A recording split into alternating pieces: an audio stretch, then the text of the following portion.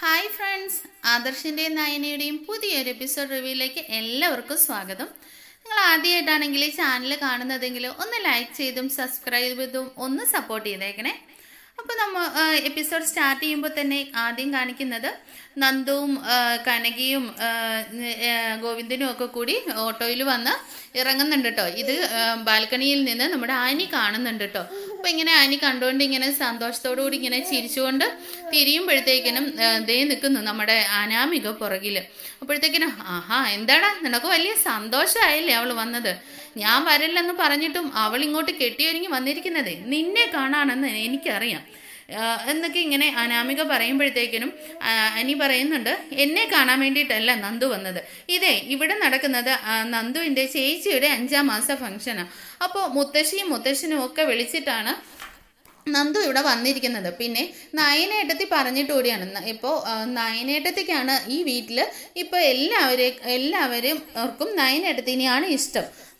എനിക്കും അങ്ങനെ തന്നെയാണ് നയനേട്ടത്തി.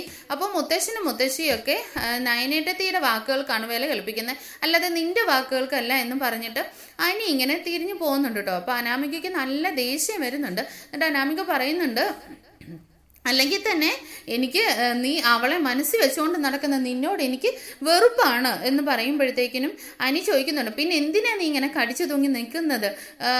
അപ്പോൾ അപ്പോഴത്തേനും പറയുന്നുണ്ട്, നിന്നെ വെറുതെ ഞാൻ ആളുകളെ കാണിക്കാൻ വേണ്ടി നിന്നെ ചുമന്നുകൊണ്ട് നടക്കുന്നതേ ഉള്ളൂ എന്ന് പറയുന്നുണ്ട്. അപ്പോഴത്തേക്കും എനിക്ക് പിന്നെ നിനക്ക് നിന്റെ വീട്ടിൽ പൊക്കൂടെ എന്ന് പറഞ്ഞിട്ട് അനി അവിടെ നിന്ന് ദേഷ്യത്തോടു കൂടി പോകുന്നുണ്ട് കേട്ടോ.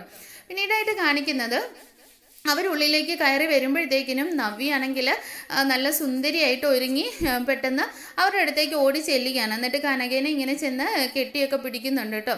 അപ്പോഴത്തേക്കിനും നയനയും ചെന്ന് അവരിങ്ങനെ കെട്ടിപ്പിടിച്ച് വളരെ സന്തോഷത്തോടു കൂടി സ്വീകരിക്കുന്നുണ്ട്. അപ്പോഴേക്കും പിന്നീടാണെങ്കിൽ ദേവയാനി അങ്ങോട്ടേക്ക് വരുന്നുണ്ട് കേട്ടോ. ദേവയാനി ഇവരെ കാണുമ്പോൾ ഒരുപാട് സന്തോഷത്തിലാണ് വരുന്നതെങ്കിലും ഇതൊന്നും പുറത്ത് കാണിക്കാതെ അങ്ങോട്ടേക്ക് വരുന്നുണ്ട്. വന്നിങ്ങനെ അവിടെ സോഫയിലേക്ക് ഇരിക്കുകയാണ്.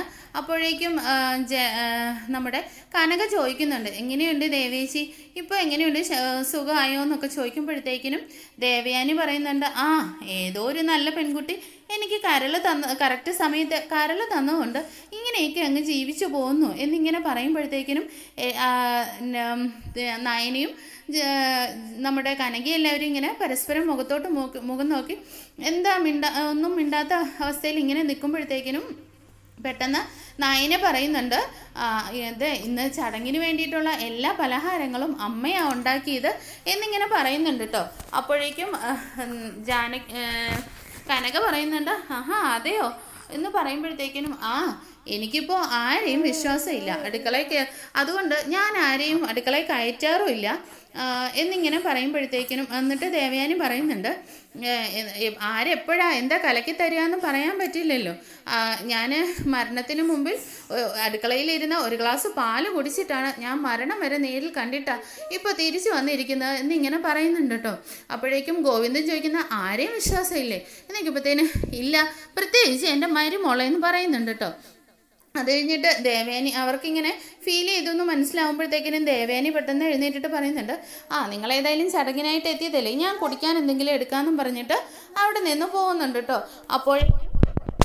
അപ്പോഴേക്കും ഗോവിന്ദൻ ചോദിക്കുന്നുണ്ട്, നിന്റെ അമ്മായിയമ്മയ്ക്ക് ഒരു മാറ്റവും ഇല്ലേ മോളെ എന്ന് ചോദിക്കുമ്പോഴേക്കും നയനെ പറയുന്നുണ്ട്, എനിക്ക് അമ്മയെ ഇപ്പം മനസ്സിലാവുന്നേ ഇല്ല അച്ഛാ, ചില സമയത്തൊക്കെ എന്നെ കൊണ്ട് ഒരു പണിയും ചെയ്യിക്കാറുമില്ല, എൻ്റെ ഇഷ്ടങ്ങളൊക്കെ നോക്കിയാണ് ഇപ്പോൾ ഭക്ഷണമൊക്കെ ഉണ്ടാക്കി തരാറ് എന്ന്. ഇപ്പോൾ ചിലപ്പോഴാണെങ്കിൽ ഇങ്ങനെയുള്ള സംസാരങ്ങളൊക്കെയും പറയും, എനിക്ക് അമ്മയെ തീരെ മനസ്സിലാവുന്നില്ല എന്ന് പറയുമ്പോഴേക്കും നവ്യ പറയുന്നുണ്ട്, എന്തായാലും ഇവളുടെ അമ്മായിയമ്മ ഇത്രയല്ലേ ഉള്ളൂ, പിന്നെ ആദർശേട്ടനാണെങ്കിൽ ഇവളെ പൊന്നുപോലെയാണ് നോക്കുന്നത്, പക്ഷെ എൻ്റെ കാര്യം അങ്ങനെയല്ല, എൻ്റെ അമ്മായിയമ്മയാണെങ്കിലും എനിക്കൊരു ഭർത്താവുണ്ട്, അബിയാണെങ്കിലും എന്നെ തിരിഞ്ഞു പോലും നോക്കാറില്ല എന്നൊക്കെ ഇങ്ങനെ പറയുമ്പോഴേക്കും എല്ലാവർക്കും ഇങ്ങനെ ഭയങ്കര വിഷമമാവുന്നുണ്ട് കേട്ടോ. അപ്പോൾ കനക ഇങ്ങനെ സമാധാനിപ്പിക്കുമ്പോഴത്തേനും ഗോവിന്ദൻ പറയുന്നുണ്ട്, എന്തായാലും മോൾ ഇനി 2 മാസം കൂടി കഴിയുമ്പോഴത്തേക്കിനും വീട്ടിലേക്കല്ല വരുന്നത്, അപ്പോൾ എല്ലാം ശരിയാകുമെന്ന് പറയുന്നുണ്ട്.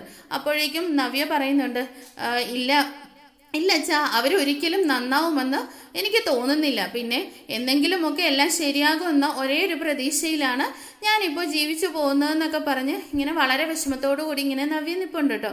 അത് കഴിഞ്ഞിട്ട് പിന്നീടായിട്ട് കാണിക്കുന്നത് ദേവയാനിയാണെങ്കിൽ അവർക്ക് കുടിക്കാനായിട്ട് വെള്ളമൊക്കെ എടുക്കുന്നുണ്ട്. അതേസമയം അപ്പുറവശത്ത് ജലജയും ജാനകിയും കൂടി ഇങ്ങനെ നിന്ന് സംസാരിച്ചുകൊണ്ടിരിക്കുകയാണ്. ജലജ പരമാവധി ഇങ്ങനെ വഴക്കുണ്ടാക്കാനായിട്ട് ഓരോരോ കാരണങ്ങൾ പറഞ്ഞിങ്ങനെ ജാനകീനെ ഏരി കയറ്റുന്നുണ്ട് കേട്ടോ.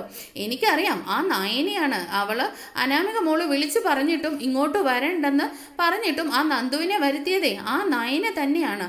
അവളെ എല്ലാവരുടെ മുമ്പിൽ വെച്ച് വരണ്ടെന്ന് പറയും. എന്നിട്ട് അവളെ ഇങ്ങോട്ട് രഹസ്യമായിട്ട് വിളിച്ച് വരുത്തുന്ന എങ്കിലല്ലേ ഇവിടെ എന്തെങ്കിലുമൊക്കെ പ്രശ്നം ഉണ്ടാവുള്ളൂ എന്നൊക്കെ ഇങ്ങനെ ജലജ പറയുമ്പോഴത്തേക്കിനും ജാനകിയും പറയുന്നുണ്ട്. എന്നാലും ഈ ഏട്ടത്തിക്ക് എന്താ സംഭവിച്ചത്? ഈ ഏട്ടത്തി ആകെ മാറിയിരിക്കുകയാണല്ലേ എന്നൊക്കെ പറഞ്ഞ് അവർക്ക് വേണ്ടിയിട്ടുള്ള പലഹാരങ്ങളൊക്കെ അവര് ചേച്ചിയാണല്ലോ ഉണ്ടാക്കിയതെന്നൊക്കെ ഇങ്ങനെ ജാനകി ഇങ്ങനെ പറയുമ്പോഴത്തേനും ജലജ പറയുന്നുണ്ട്, അവരല്ലെങ്കിലും ഇപ്പോൾ വളരെ സ്വാർത്ഥിയാ, അവർക്ക് അവരുടെ മോൻ്റെ ജീവിതം മാത്രമാണ് വലുത് എന്നും പറഞ്ഞ് അവരിപ്പോൾ എല്ലാം ഇങ്ങനെ സ്വയം ചെയ്തുകൊണ്ട് ഇങ്ങനെ നടക്കുകയാണെന്നൊക്കെ പറയുമ്പോഴത്തേനും ഇനി കുറച്ച് നാൾ കഴിയുമ്പോഴേ നിങ്ങളും മാറും, പിന്നെ നിങ്ങളുടെ മരുമകളുടെ കാര്യം കഷ്ടത്തിലാവും എന്നൊക്കെ പറയുമ്പോഴത്തേനും ഇത് കേട്ടോണ്ടാണ് അനാമിക വരുന്നത്.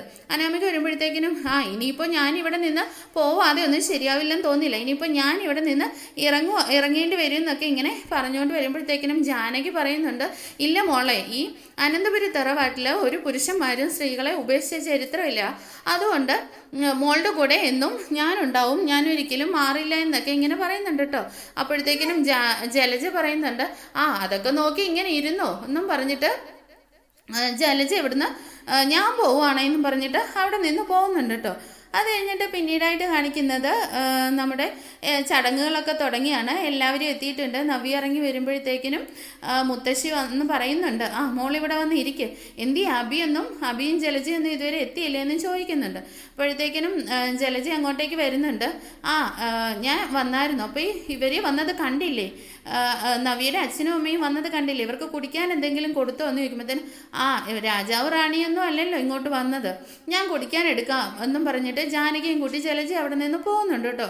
അത് കഴിഞ്ഞ് ഇങ്ങനെ മനസ്സിൽ വിചാരിക്കുന്നുണ്ട്, ഇനി ഇവർക്ക് ദേവേന ഇങ്ങനെ ഓർക്കുന്നുണ്ട്, ഇനി ഇവർക്ക് എന്താണോ കലക്കി കൊടുക്കാൻ പോവുക എന്നിങ്ങനെ ചിന്തിക്കുന്നുണ്ട് കേട്ടോ.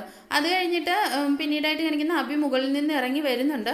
അപ്പോഴേക്കും മുത്തശ്ശി വഴക്ക് പറയുന്നുണ്ട്, നീ എന്താ അബി, ഇവർ വന്നത് കണ്ടില്ലേ, ഇവർ വന്നിട്ട് നിനക്ക് ജസ്റ്റ് ഒന്ന് കണ്ടിട്ടെങ്കിലും കയറി പോകത്തില്ലായിരുന്നു, അതിന് ഞാനിപ്പോൾ വന്നല്ലോ എന്നിങ്ങനെ പറയുന്നുണ്ട് അബി. അപ്പോഴത്തേനും മുത്തശ്ശി നല്ല വഴക്ക് പറയുന്നുണ്ട് കേട്ടോ. അപ്പോഴത്തേനും അബി ഇങ്ങനെ കൊടുത്തുകൊണ്ട് മഹാറാണി ഇവളെ അല്ലെങ്കിൽ തന്നെ ഇവളെ കെട്ടിച്ച് തന്നതിൻ്റെ പേരിൽ എനിക്ക് ഇവരുടെ മുഖം കാണുന്ന ഇഷ്ടമല്ല, പിന്നെയല്ലേ ഇവരെന്നും പറഞ്ഞിട്ട് ഇങ്ങനെ കൊടുത്തുകൊണ്ട് നിൽക്കുകയാണ് കേട്ടോ.